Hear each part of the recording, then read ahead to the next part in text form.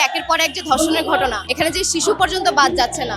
বিশ্বজুড়ে প্রতি বছর ৮ মার্চ পালিত হয় আন্তর্জাতিক নারী দিবস। নারী অধিকার, সমতা ও মর্যাদা প্রতিষ্ঠার লক্ষ্যে দিনটি নানা কর্মসূচির মধ্যে দিয়ে উদযাপিত হলেও বাস্তব জীবনে নারীরা এখনো নানা বৈষম্যের মুখোমুখি হচ্ছেন বলে অভিযোগ উঠছে।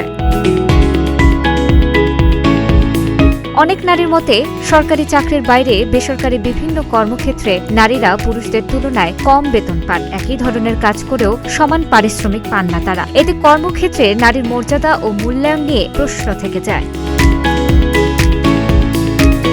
এক নারী বলেন, আজও নারীরা কর্মক্ষেত্রে বৈষম্যের শিকার হচ্ছেন। শুধু চাকরির ক্ষেত্রেই নয়, অনেক পরিবারেও গুরুত্বপূর্ণ সিদ্ধান্ত গ্রহণের সময় নারীদের মতামত উপেক্ষা করা হয়। অথচ সমাজকে এগিয়ে নিতে হলে নারী ও পুরুষকে সমানভাবে এগিয়ে আসতে হবে।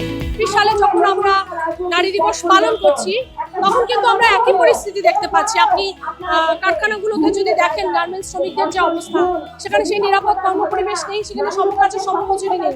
এবং এই সমকাজে সমমজুরি ব্যাপারটা শুধু শিল্পক্ষেত্রে নয়, আপনি কৃষিক্ষেত্রে শ্রমিকদের দেখেন, আপনি যে কোনো কাজের ক্ষেত্রে দেখেন যেখানে নারীরা শ্রমে নিয়োজিত আছে, নারী হিসেবে কিন্তু তিনি কম বেতন পান, সেটা সরকারি অফিস ছাড়া। বাস্তব কথা যে সমাজটাকে এগিয়ে নিতে হলে নারী পুরুষ সমানভাবে এগিয়ে আসা দরকার। সমাজের এগিয়ে আসার স্বার্থে, রাষ্ট্রের গড়ে ওঠার স্বার্থেই কিন্তু নারী পুরুষকে সমানভাবে বিকশিত হবার সুযোগ রাষ্ট্রকে নিশ্চিত করতে হবে। নারীদের আরেকটি বড় অভিযোগ হলো, সমাজে নারীর প্রতি দৃষ্টিভঙ্গি এখনো পুরোপুরি বদলায়নি। অনেক ক্ষেত্রে নারীর যোগ্যতা বা দক্ষতার চেয়ে তাকে একজন নারী হিসেবেই বেশি দেখা হয়। এর ফলে কর্মক্ষেত্রে সম্মান ও নিরাপত্তার ঘাটতি তৈরি হয়।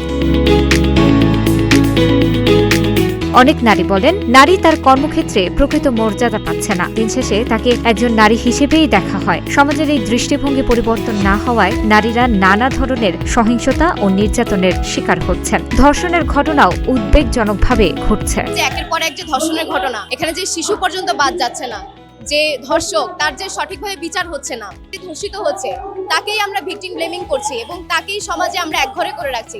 তাহলে এর মধ্য দিয়ে তো প্রমাণিত হয় যে নারীদের সমান অধিকার এখনো নিশ্চিত হয়নি। যে এই যে সেক্টরেই নারী কাজ করবে, সে পুলিশে কাজ করে, সে ডাক্তার, সে ইঞ্জিনিয়ার, কোথাও কিন্তু তাকে সেই মর্যাদার জায়গাটা থেকে দেখা হয় না। তাকে দিন শেষে একজন নারী হিসেবেই দেখা হয়। যে কারোর প্রতি অন্যায় হোক না কেন, অপরাধ হোক না কেন, ক্ষমতার অপব্যবহার হোক না কেন, সেটা সরকার আটকাবে।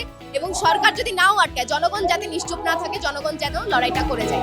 নারীরা মনে করেন, শুধু দিবস পালনের মধ্যেই নারী অধিকার সীমাবদ্ধ থাকা উচিত নয়। বাস্তবে নারী পুরুষের সমান সুযোগ ও নিরাপত্তা নিশ্চিত করতে কার্যকর পদক্ষেপ নেওয়া প্রয়োজন।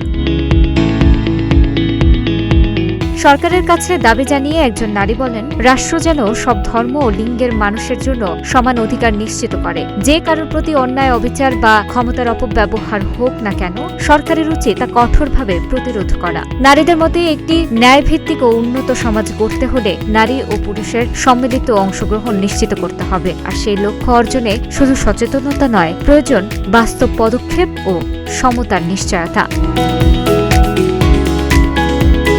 তানাজা আফরিন, প্রতিদিনের বাংলাদেশ।